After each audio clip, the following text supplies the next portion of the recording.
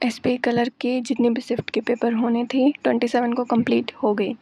अब जिसने भी पेपर दिया है उन सब के दिमाग में यही है, क्या सेफ अटेम्प्ट होंगे, क्या कट ऑफ जाएगी, मेंस की तैयारी करें कि नहीं करें। तो मैं यही डाउट आप सबका क्लियर करूँगी, थोड़ा सा हेल्प मिल सकती है आपको इससे। तो पहली बात ये कि इतनी ज़्यादा कोई कट ऑफ प्रेडिक्ट नहीं कर सकता, क्योंकि पेपर का लेवल हर शिफ्ट में अलग रहता है, फिर नॉर्मलाइजेशन भी होता है। लेकिन हम प्रीवियस ईयर कट ऑफ को एक बेस लेके चल सकते हैं कि जैसे मेरी स्टेट की लास्ट ईयर कट ऑफ थी 60, तो इस बार ज़्यादा से ज़्यादा क्योंकि वैकेंसी कम हो गई है, इस वजह से है चांस थोड़ा बहुत कि कट ऑफ हाई जाए। तो 65 से अबोव कट ऑफ हम मान के चल सकते हैं। और अगर ज़्यादा सेफ चाहिए, आपके अच्छे अटैम्प्ट हुए हैं, तो ये मान लो कि 70 तक चली जाएगी, ठीक है। अब डाउट है कि हमारे तो इतने ही अटैम्प्ट थे, हम तैयारी करें मेंस की कि नहीं करें। तो देखो, क्योंकि अगर आपको लगता है कि आपकी एक्यूरेसी अच्छी थी और आपके 70 से अबव अटैम्प्ट है या 75 से अबव अटैम्प्ट है, तो डेफ़िनेटली आपको मेंस की तैयारी करनी चाहिए, क्योंकि इससे 2 फ़ायदा है। पहला कि अगर कट ऑफ क्लियर हो गई तो मेंस में आपको, क्योंकि रिज़ल्ट आने के बाद हमें 10 दिन मिलते हैं सिर्फ मेंस एग्ज़ाम के लिए, उस टाइम पे कोई तैयारी नहीं हो सकती। वो लास्ट टाइम जो 10 दिन रहते हैं वो सिर्फ़ और सिर्फ मॉक लगाने के लिए रहते हैं, तो उस टाइम पे क्लासेस करना या फिर ऐसा सब कुछ भी नहीं हो पाएगा। तो इससे अच्छा है कि अभी से मेंस की तैयारी करो। दूसरा फ़ायदा ये है कि अगर आपने एसबीआई दिया है तो आप आईबीपीएस क्लर्क भी दोगे, आरआरबी क्लर्क और पीओ भी दोगे, उनमें भी काम आएगी।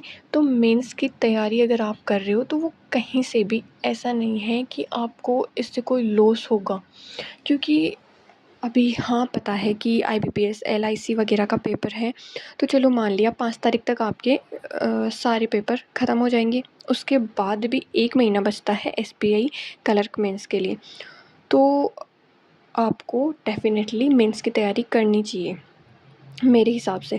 अगर आपके अटैम्प्ट 60 से कम है ना, तो भी आपको मेंस की तैयारी करनी चाहिए, क्योंकि वो कहीं से भी आपको उससे लॉस तो होने वाला है नहीं, क्योंकि जो हम पढ़ेंगे ना वो कहीं ना कहीं हमारे काम आ ही जाएगा। तो इसलिए ये बिल्कुल मत सोचना कि हाँ हमारे इतने कम अटैम्प्ट रहे, हमें तैयारी करनी चाहिए कि नहीं करनी चाहिए। मेंस की करो आप तैयारी अच्छे से। सेकंड चीज़ करंट का, तो करंट का अभी, क्योंकि अगर आपको लगता है कि मेंस की तैयारी करनी है और अभी टाइम है नहीं, देखो ये 1 महीना है, उस महीने में तो ज़रूर आपको डेली करंट की क्लास देखनी है। किसी भी एजुकेटर से आप क्लास ले सकते हो। अगर बहुत कम टाइम है तो 1.5x 1.8x 1 या 2x पे करके क्लासेस कंप्लीट करो, ठीक है। फिर रही बात प्रीवियस ईयर प्रीवियस मंथ की, तो एसबीआई जैसे पिछली बार सेकंड शिफ्ट रही थी, उसमें अनएक्सपेक्टेड नहीं बोल सकते मेरे हिसाब से, तो क्योंकि मैंने नहीं पढ़ा था। मैंने लास्ट के 10 दिन रिज़ल्ट आने के बाद वो जो 10 दिन मिले थे ना, उस टाइम पे मैंने रिवीज़न किया था लास्ट 4 to 5 मंथ का। उसमें से 7 से 8 क्वेश्चन मिल गए थे मेरे को करंट के। हाँ कुछ स्टैटिक डाल दिया था, और शायद ये कुछ नया नहीं था। कलर के पेपर में स्टैटिक हम एक्सपेक्ट कर सकते हैं, कोई सा भी कलर हो। तो लास्ट टाइम मैंने गलती की थी कि पेपर देने के बाद पेपर मेरा अच्छा गया था, 85 अटैम्प्ट रहे, उसके बाद भी मैंने मेंस की तैयारी चालू नहीं की। मैंने सोचा नहीं होगा, अपनी एक्यूरेसी अच्छी नहीं थी, नहीं होगा। फिर रिज़ल्ट आया और कट ऑफ से कितने 16 मार्क्स, हाँ 16 मार्क्स मेरे ज़्यादा थे कट ऑफ से। फिर मैं लगी तैयारी में। अब लास्ट टाइम पे, क्योंकि मेरे को भी पता था कि लास्ट टाइम पे हम या तो मॉक लगा सकते हैं या तो फिर जीके का रिवीजन कर सकते हैं, उसके अलावा हम और कुछ नहीं कर सकते। मैंने 10 दिन में 4-5 महीने का जीके का रिवीजन किया, वो भी क्योंकि पूरा हो नहीं सकता, मैंने नोट्स भी नहीं बनाया था, और ऐसे मंथली वीकली क्लासेस ली थी, वो भी एमसीक्यूज़ की। फिर भी मेरे को अच्छे खासे क्वेश्चन देखने को मिल गए थे। और दूसरी मिस्टेक मैंने की थी कि 10 दिन बचे थे, उसमें भी मेरे को मॉक लगाने चाहिए थे, मेंस के मॉक। मैंने एक भी मॉक नहीं लगाया क्योंकि मुझे डर था क्या पता अच्छा बनेगा नहीं बनेगा, मतलब इतनी ज़्यादा डरी हुई थी मैं मेंस के मॉक लगाने से। तो ये मिस्टेक आपको नहीं करनी है। अभी आपके पास इतना टाइम है, आप डेली ना हो सके तो एक दिन छोड़ के एक दिन सेक्शनल मॉक लगाओ। जैसे आज रीजनिंग का लगा लिया, कल छोड़ दो, परसों क्वांट्स का लगा लिया, फिर इंग्लिश का लगा लिया। ऐसे करके डेली ना सही बट मेंस के मॉक लगाओ। क्योंकि अब जैसे पज़ल है तो पज़ल हम प्री की पज़ल बनाते हैं, उसका हमारे ऐसे रहता है कि हाँ चलो बन जाएगी, फ़ैमिलियर रहता है। बट मेंस की पज़ल ज़्यादा भी ना हो सके ना तो डेली की 2 या 3 पज़ल सॉल्व करो बस। मिसलेनियस का ज़्यादा इशू नहीं रहता, वो आप लास्ट टाइम पे मॉक लगाओगे उसमें भी क्लियर हो जाएगा। बट पज़ल्स पूछ रहे हो क्योंकि 20 से 25 मार्क, सोचो 60 में से 25 मार्क की पज़ल्स आ रही है। तो इसका मतलब है कि अगर हमने 3 पज़ल भी बना ली ना पूरे पेपर में तो बहुत अच्छा है, फिर मिसलेनियस हो जाएगा।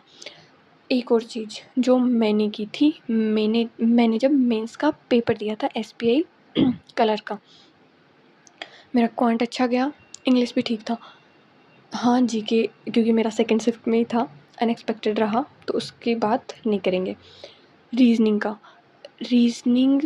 का मेरे को मतलब ऐसा रहा, मेरे से ना पज़ल बनी ना मिसलेनियस, और लॉजिकल रीजनिंग के तो भूल ही जाओ कि वो तो हो ही जाते हैं क्योंकि मैं मॉक में भी उसको स्किप करती हूँ क्योंकि उसका ये रहता है कि हाँ सही हो भी जाए गलत भी हो जाए, तो उसका मैं रिस्क लेती नहीं। उस टाइम पे उस एग्ज़ाम में मैंने 6 क्वेश्चन आए थे, शायद 6 के 6 क्वेश्चन कर दिए।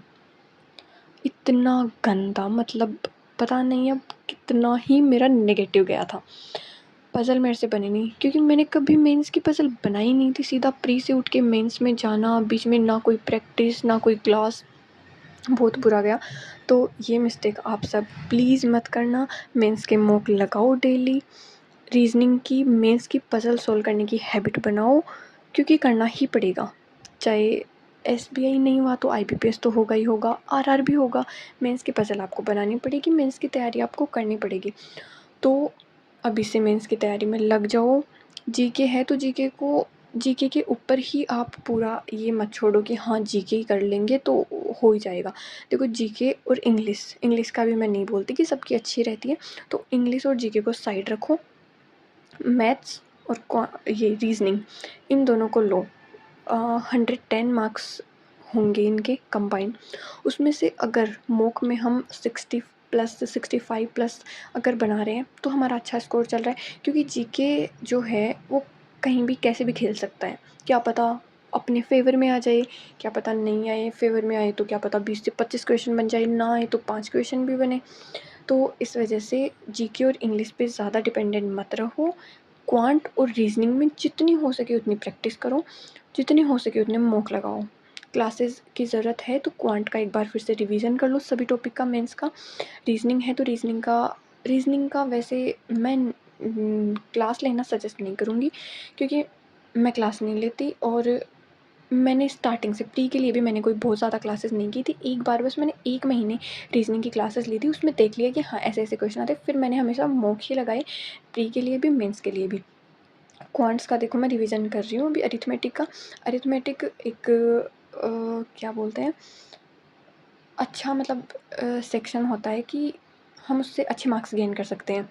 सिंप्लीफिकेशन बहुत ही रेयर आता है मेंस में, हाँ 1-2 क्वेश्चन मिल जाए तो।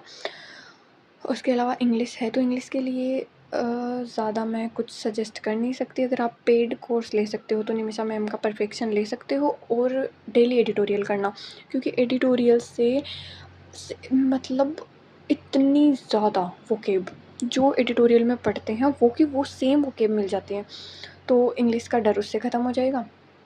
जीके का अगर आप मेरे से सजेशन चाहते हो तो मैं कुछ सर की क्लासेस ले रही हूँ, और यस ऑफिसर का मैंने सब्सक्रिप्शन ले रखा है, यस मॉक ले रखा है, तो मेरी तैयारी उसके हिसाब से ही चल रही है। सो इतना ही था। और लास्ट थिंग, ये मान के मत चलना कि मेंस का ये प्री का रिज़ल्ट आने के बाद मेंस की तैयारी कर लोगी, बिल्कुल नहीं हो पाएगा, ठीक है।